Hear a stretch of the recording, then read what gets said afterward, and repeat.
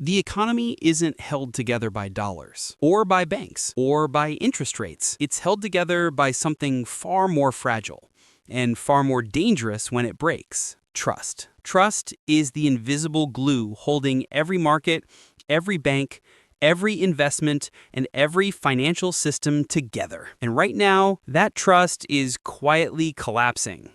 Not loudly, not with headlines, not with panic on the streets, but silently, underneath the surface. And most people don't even realize it's happening. And the craziest part, when trust collapses, it doesn't show up first in the economy.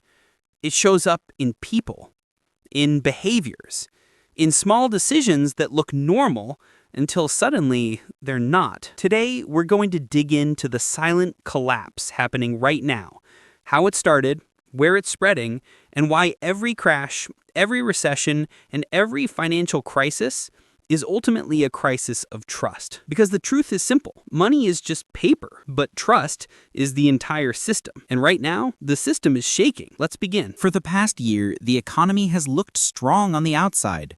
Low unemployment, big corporate earnings, record stock market highs.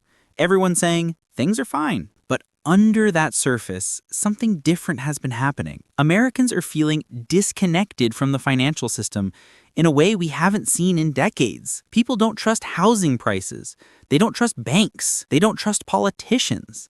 They don't trust the numbers being reported, and many don't even trust their own paychecks to keep up with the cost of living. The average American isn't scared of losing money. They're scared of being lied to, of being left behind, of the feeling that the entire financial game is being played behind a curtain they can't see through anymore. And once that feeling starts, the entire foundation of the economy begins to weaken. Because the economy doesn't break when cash disappears, it breaks when confidence disappears. You can have all the money in the world, but if people stop believing in the system collapses. So where did this trust collapse begin? It didn't start with inflation, or with the stock market, or with interest rates. It started in the one place people always look last: the household. Watch what people are doing. People are cutting spending on things they used to buy without thinking. Not because they're broke, but because they don't trust prices anymore. People are saving more, not because they're disciplined, but because they don't trust the economy's future. People are working harder, not because opportunities are rising, but because they don't trust their job will take care of them tomorrow. This is what a confidence collapse looks like before it becomes an economic collapse. Small behaviors, small decisions, millions of tiny choices driven by a single emotion: uncertainty. And uncertainty is the enemy of the economy. You see, trust is not a feeling. In economics, trust is a function. When trust is high, people spend, businesses borrow, banks lend, investors invest. When trust is low, people save, businesses freeze, banks tighten, investors panic. It's not money that makes markets rise.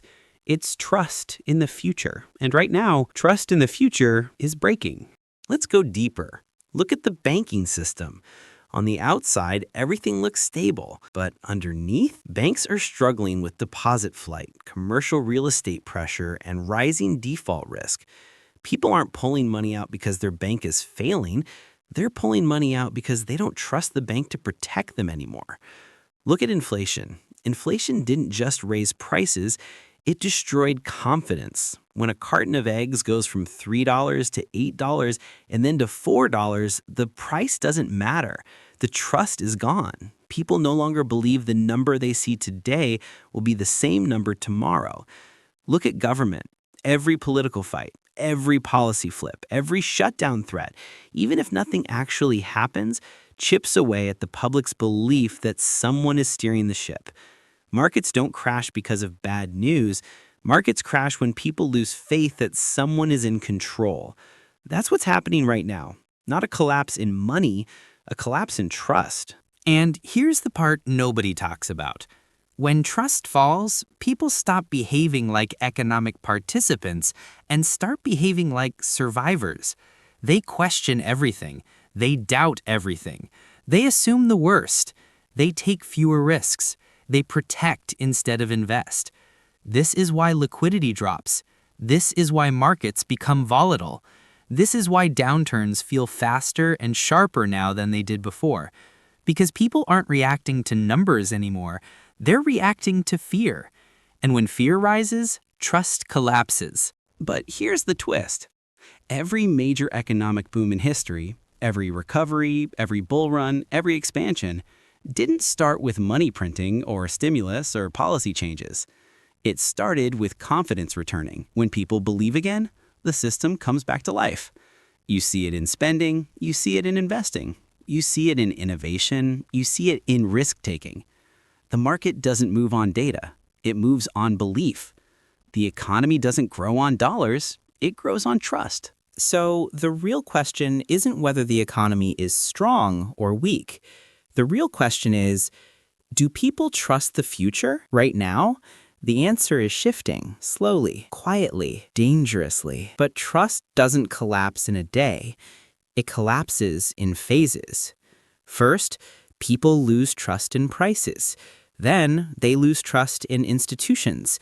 Then they lose trust in leadership. And finally, they lose trust in each other. That's when economies enter crisis. Not because of debt, not because of inflation, not because of policy mistakes, but because the social contract that holds the entire system together breaks. That's the silent collapse happening right now. A collapse not of money, but of belief. So what happens next? Here's the truth. A trust collapse is not the end. It's a reset, a painful reset, a dramatic reset, but a necessary reset. Because when trust breaks, systems rebuild. Better, stronger, clearer. Every era of economic growth in history came after a crisis of trust.